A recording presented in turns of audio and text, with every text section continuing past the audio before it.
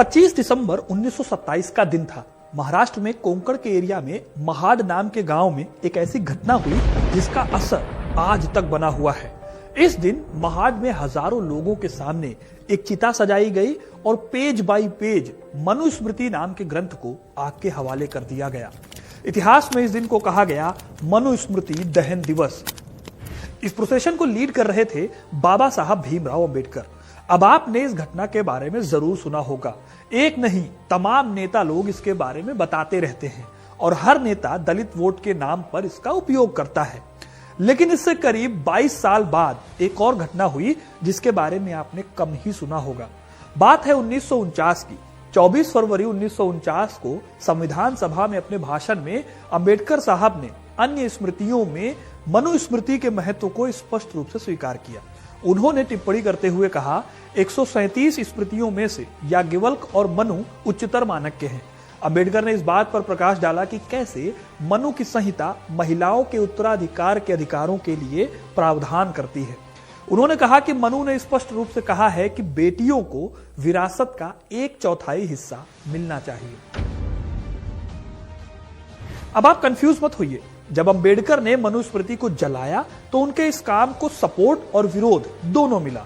लेकिन सवाल यह है कि मनुस्मृति को जलाने वाले अंबेडकर ने बाद में उसकी तारीफ क्यों की?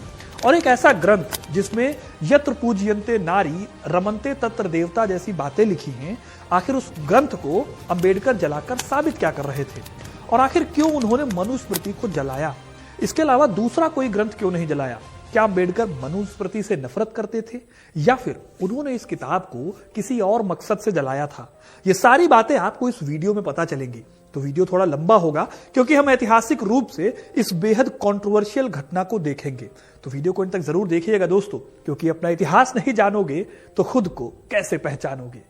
दोस्तों, वीडियो में आगे बढ़े उससे पहले मैं आपको दिखाना चाहता हूं HDFC का ये स्विगी क्रेडिट कार्ड। इस क्रेडिट कार्ड की खासियत ये है कि आप इस क्रेडिट कार्ड से 10% कैशबैक पा सकते हैं स्विगी पर और 5% हर ऑनलाइन ट्रांजैक्शन पर। इसके साथ ही ये कार्ड लाइफ टाइम फ्री है। लिंक डिस्क्रिप्शन में है, चेकआउट करना मत भूलिएगा।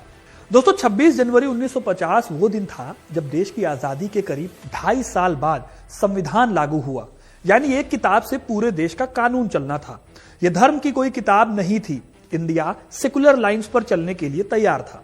लेकिन सवाल है कि इस कानून के सेंटर में मनुस्मृति कैसे आ गई? तो देखिए, हजारों साल पहले हमारे देश में जब हिंदू राजाओं का रूल था, तब हिंदू राजाओं को गाइड करने के लिए पुरोहित हुआ करते थे और लॉ एंड ऑर्डर को मेंटेन करने के लिए कुछ कानूनी किताबें हुआ करती थी। वैदिक काल में इन किताबों को सूत्र और स्मृति कहा जाता था। सूत्रों में धर्म सूत्र थे जिसमें धर्म के पालन की बातें कही गई थी, और वहीं दूसरी तरफ स्मृतियां थी जिनमें कुछ खास इंटेलेक्चुअल व्यक्तियों की लिखी गई स्मृतियां होती थी।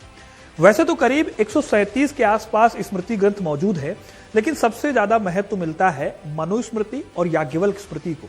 माना जाता है कि 200 ईसा पूर्व से लेकर 300 ईस्वी के बीच में इन्हें लिखा गया। इसमें भी आगे चलकर मनुस्मृति का रोल बढ़ गया। ये हम आगे जानेंगे कि ये कैसे हुआ था। खैर, वैदिक काल के बाद एक इंपॉर्टेंट टाइम पीरियड आता है गुप्त काल का, जब हमारे देश में पुराणों का संकलन किया गया और उसके साथ ही कुछ नई लॉ बुक्स को लिखा गया। इन लॉ बुक्स को कहा गया धर्मशास्त्र। इस धर्मशास्त्र में पुराने कानूनों को धर्मशास्त्र के अंडर ला दिया गया। जैसे कि जब संविधान लिखा गया तो पहले से चले आ रहे इंडियन पीनल कोड को, जिसे अंग्रेजों ने बनाया, उसे संविधान के अंडर ला दिया गया। ठीक इसी तरह से मनुस्मृति और धर्म सूत्रों को धर्मशास्त्र के अंदर ला दिया गया। अभी तक आपको समझ आ गया होगा कि बड़े पैमाने पर धर्मशास्त्रों के माध्यम से लॉ एंड ऑर्डर का सिस्टम चलता था।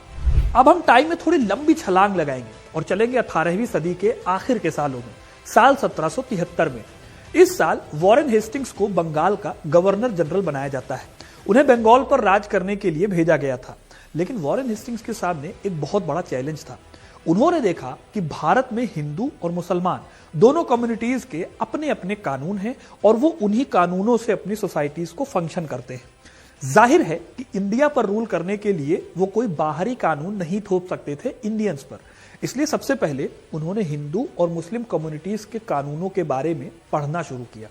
साल 1781 में कलकत्ता मदरसा की स्थापना की गई। इसका पर्पस था हिंदू और मुस्लिम लॉज की स्टडी करना। इसके 3 साल बाद 1784 में अंग्रेजों ने गेंटू लॉ या हिंदू लॉज को इंग्लिश में ट्रांसलेट कर दिया। जब ये सब हो रहा था तब एक और शख्स था जो कि इन्हीं चीजों पर काम कर रहा था। इस शख्स का नाम था विलियम जोन्स। विलियम जोन्स एक ब्रिटिश ऑफिसर थे। 1776 में उन्हें कुलुक नाम के